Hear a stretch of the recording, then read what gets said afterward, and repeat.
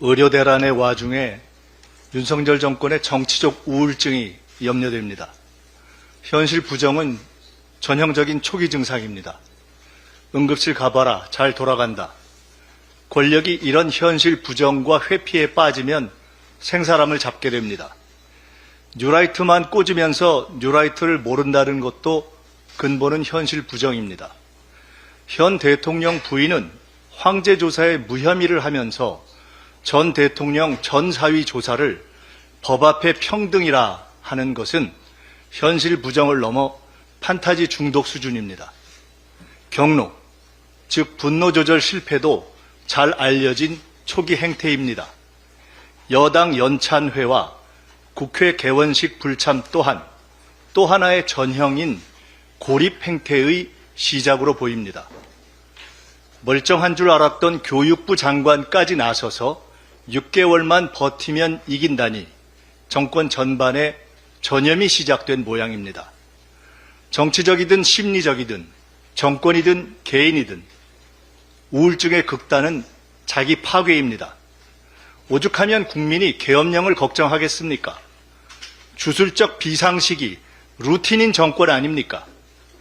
비상식적 사고와 현실 부정, 경로, 고립으로 나타나는 윤석열 정권의 정치적 이상 심리 상태에 대한 국민의 관찰과 진단, 극단 상황 예방이 필요한 상황입니다. 의료 대란의 본질은 정권 대란입니다.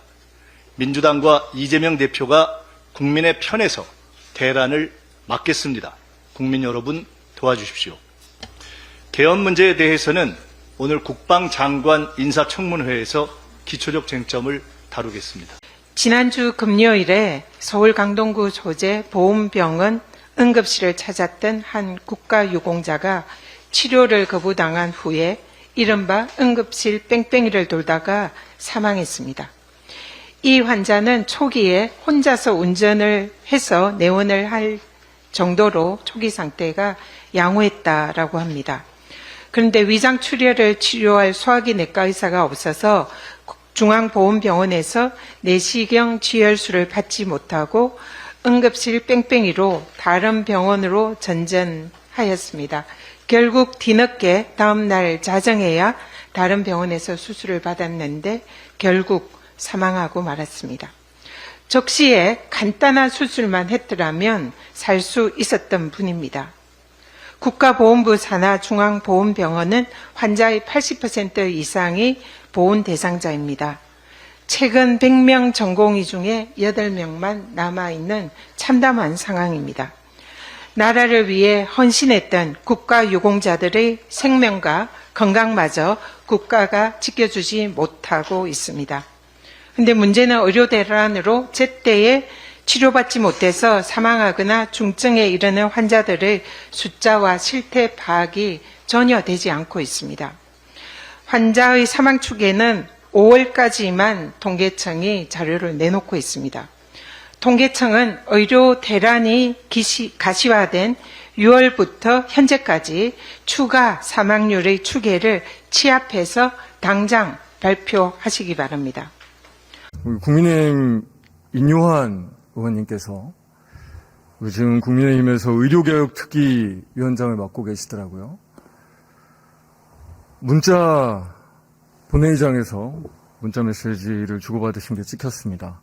부탁한 환자, 지금 수술 중, 조금 늦었으면 죽을 뻔, 너무 위험해서 수술해도 잘 살 수 있을지 걱정이야 라고 문자를 받으셨고 감사 이런 표현을 하셨더라고요. 국회의원이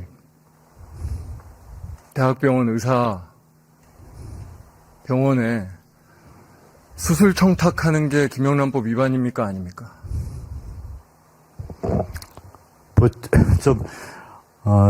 이게 복잡한 사안이 아니지 않습니까? 예. 김영란법 청탁금지법 위반입니까 아닙니까? 예. 좀 검토를 해봐야 될 것 같습니다. 아니, 검토를 하시기 전에 제가 정확하게 말씀드릴게요. 제가 디테일한 상황은 모릅니다. 하지만 이렇게 죽을 병, 거의 환자가 죽을지도 모르는 그런 응급수술 대부분 아마 3차 병원, 대학병원에서 이루어질 것 같은데 대학병원이라고 한다면, 종합병원이라고 한다면 그 병원에 국회의원이 수술 청탁하는 게 청탁금지법 위반입니까? 아닙니까? 역시 같은 대답을 드릴 수밖에 없을 것 같습니다. 대학병원 의사에게 수술 청탁하는 게 법 위반이 아닌 경우가 있습니까? 저는 사실 김영란법 만들어질 때도 국회에서 일하고 있었는데 그때 병원에 이런 청탁하지 말라고 정부 차원에서 굉장히 많은 교육 홍보를 했던 걸로 기억합니다. 그래서 그 어떤 병원 민원도 그 이후에 청탁금지법 위반입니다. 절대 그런 민원 앞으로 할 수 없습니다. 라고 아마 저만 그런 게 아닐 거예요. 여기 계신 분들도 그렇지 않습니까? 정부에서 일하시는 분들 다 그렇지 않으세요? 다시 물을게요. 이게 어려운 일이 아닙니다. 대학병원 의사 아니면 대학병원에 수술 빨리 해달라고 청탁하는 게 청탁금지법 위반입니까? 아닙니까? 그거에 대해서도 제대로 답변하시기 어려우십니까? 그 지침에 위반된다면은 당연히 위반일 수도 있겠습니다. 지금 이번 예결위 결상심사에서 가장 많이 나왔던 이야기 중에 하나라고 생각합니다. 지금의 이 의료 대란, 모든 국민들께서 건강에 대한 걱정, 병원에 대한 걱정을 하시고 계신 지금 이 상황에 대해서 아마 이 예결위 내내 가장 많이 나온 주제 중에 하나일 겁니다. 저는 이 기사 보고 너무 깜짝 놀랐습니다. 정말 너무나 걱정이 됩니다. 혹여나 국민들께서 국회의원 빽 있으면 국회의원들은 저렇게 다 아는 사람 수술시켜주고 아는 사람 병원 보내주고 그러고 있구나. 대한민국은 역시나 그런 나라구나. 국민들께서 그렇게 생각하실까봐 정말 기사 보자마자 간담이 서늘했습니다. 여러분들도 그러고 계십니까? 장관님들, 기관장님들 다 아는 사람 지금 수술시켜달라, 빨리 해달라, 빨리 병원 넣어달라. 그러고 계십니까? 법무부 장관님 그러고 계십니까? 아니시죠? 왜냐면 이게 법 위반이고 법 위반을 떠나서 이게 말이 되는 짓입니까? 장관님, 이게 저는 사실은 응급수술 진짜 죽을지도 모르는 환자라면 좋은 대학병이라고 생각하는데 명확한 사실관계가 드러난다고 하면 그리고 당연히 조사하시고 권익위도 조사하시고 이후에 수사가 이루어져야 된다고 생각하는데요. 어떻게 처리하시겠습니까? 법무부 장관님. 어떻게 처리되어야 된다고 생각하십니까? 사건이 조사가 시작되면 그에 맞춰서 처리할 것으로 생각합니다. 윤석열 정부의 명예뿐만 아니라 모든 공직사원의 명예가 다 걸려있는 일 아닙니까? 이게 뭡니까? 국민들의 생명을 걱정하고 있는 이 상황에서요. 제가 앞으로도 이 얘기가 계속 나올 것 같아서 준비된 질의를 하겠지만 이 문제에 대해서는 정말로 법무부뿐 아니라 권익위뿐만 아니라 국민의힘 정부여당 대통령실 그냥 넘어가시면 정말로 큰 국민적 저항이 있을 겁니다. 윤석열 대통령은 8월 29일 국정브리핑에서 의료 현장에서 비상진료 체제가 원활하게 가동되고 있다고 말했습니다.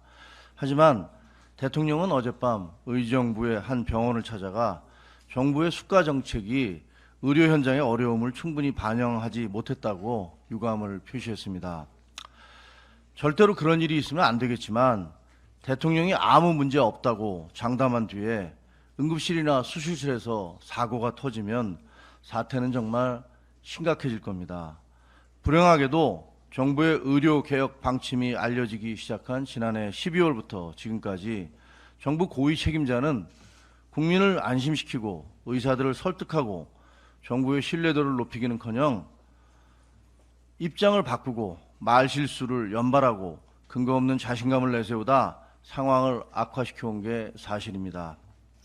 해마다 의사를 2,000명씩 증원하는 건 바꿀 수 없다더니 반발이 격렬해지자 2025년에는 1,500명만 늘리기로 했습니다. 2026년부터는 다시 2,000명씩을 증원한다더니 이것도 협상이 가능한 걸로 바뀌었습니다. 전공의 처벌과 의대생 유급도 위협, 사정, 눈치 보기를 거듭하다 이젠 어쩌겠다는 건지 알 수가 없습니다. 이쯤 되면 애초에 왜 2,000명이란 숫자를 고집해 혼란을 자초했는지 이해하기 힘듭니다. 상황을 악화시키는 무책임한 발언이 난무한 것도 뼈아픈 실책입니다. 의식불명이나 마비 상태가 아니고 고열, 복통, 출혈 정도는 경증이니까 응급실에 가지 말라는 주장에 동의할 국민이 얼마나 될까요? 그게 큰 병의 전조 증상이 아니라고 누가 장담할 수 있습니까? 의사 증언은 정부 정책이니 의사들과 합의할 이유가 없다고 말하면 의사단체가 협조하겠습니까? 저는 정부의 의료개혁 정책이 꼭 필요하다고 믿고 있고 적극 찬성합니다. 의사들의 주장이 중구난방이고 무리가 있다는 것도 잘 압니다. 하지만 해마다 2,000명씩 의사를 늘리는 게 절대적으로 필요하다는 정부의 주장은 신뢰를 상실해버렸습니다. 정부의 의료개혁은 어렵게 시작됐고 또 꼭 성공해야 합니다. 그렇다면 특단의 대책이 필요합니다. 그 시작은 책임질 사람이 책임을 지는 것이라고 믿습니다. 대통령에게 모든 게 괜찮을 거라고 보고한 데 대해 국민을 이토록 불안하게 만든 데 대해 정책을 수시로 바꿔서 정부의 신뢰도를 떨어뜨린 데 대해 막말과 실언으로 국민을 실망시킨 데 대해 그 밖에 있었던 수많은 일들에 대해 책임을 통감하고 당사자 스스로 거취를 결정하시기를 촉구합니다. 스스로 전화할 정도면 경증이다. 전화를 못하면 그 죽는 거 아닙니까? 전화도 못할 정도면. 전화를 할 정도면 경증이니까 입원 응급치료 대상이 아니지 않습니까? 결론은 이래 죽으나 이래 하나 저래 하나 결국 죽어야 된다.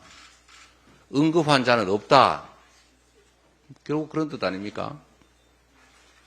이제 주변에서 전화해 주지 않으면 본인이 전화하는 건 경증이라서 거부될 거고 전화를 못할 정도면 결국은 죽는 거죠.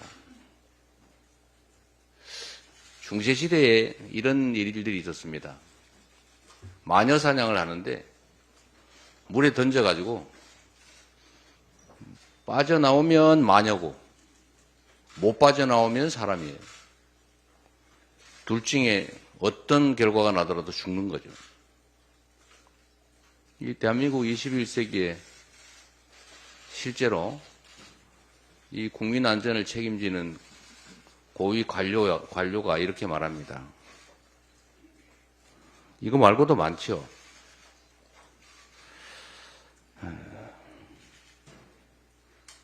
정말로 걱정입니다.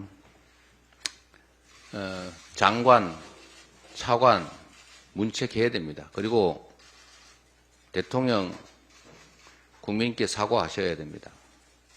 지금 이 순간에도 응급실 들어가지도 못하고 119 차 안에서 죽어가는 사람들이 있습니다. 국민의 생명 안전을 지키는 게 국가의 제1 책임인데 그 책임을 이행하지 못하고 있습니다. 의사 탓, 국민 탓, 전 정부 탓, 야당 탓 할 게 아니라 스스로 책임지는 것이 바로 권력입니다. 책임지라고 그런 권한을 주지 않았겠습니까? 책임지라고 그 자리 맡기지 않았겠습니까? 책임을 지지 못하고 있으니 사과하고 책임지기 위해서 노력해야 된다 이 말씀드립니다.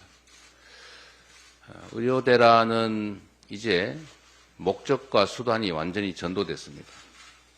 의료개혁의 필요성이 분명히 있었고 정당성도 있었지만 그 과정관리가 엉망이었기 때문에 과격하고 과하고 급하고 무리하고 일방적이다 보니 그 목적조차 훼손될 지경에 이르렀습니다. 지금이라도 신속하게 문을 열고 대화하고 근본적 대안들을 다시 한번 만들어내야 될 때가 됐다 이 말씀드립니다. 대통령실이 추석 연휴를 앞두고 권역응급의료센터에 비서관급 참모들을 배치하는 것을 검토 중이라고 합니다. 현장에 가봐라, 비상진료체계 원활하다. 우기던 윤석열 대통령의 인식만큼이나 참담한 대책입니다. 구시대 보여주기식보다 못한 기상천외한 발상입니다. 의료도 모르는 비서관들을 응급실에 파견해 도대체 무얼 하겠다는 건지 상상조차 안 갑니다. 비서관들에게 응급실 문직이라도 시킬 요량입니까? 아니면 감시용 보초라도 세워놓는 것입니까? 생사가 오가는 응급 의료 현장에서 의료진들이 대통령실 눈치까지 봐야 하냐는 걱정들이 나오고 있습니다. 정부가 파견한 군의관들은 응급실에 도움이 되지 않는다고 합니다. 이대 목동병원마저 파견 군의관 3명을 부대로 돌려보냈습니다. 아마추어 정부라는 질타를 꺼내기도 아깝습니다. 소꿉장난하듯 국정을 멋대로 주무르니 국민의 고통만 깊어지고 있습니다. 한 국민은 불과 100m 떨어진 응급실조차 진료를 거부해 의식불명 상태입니다.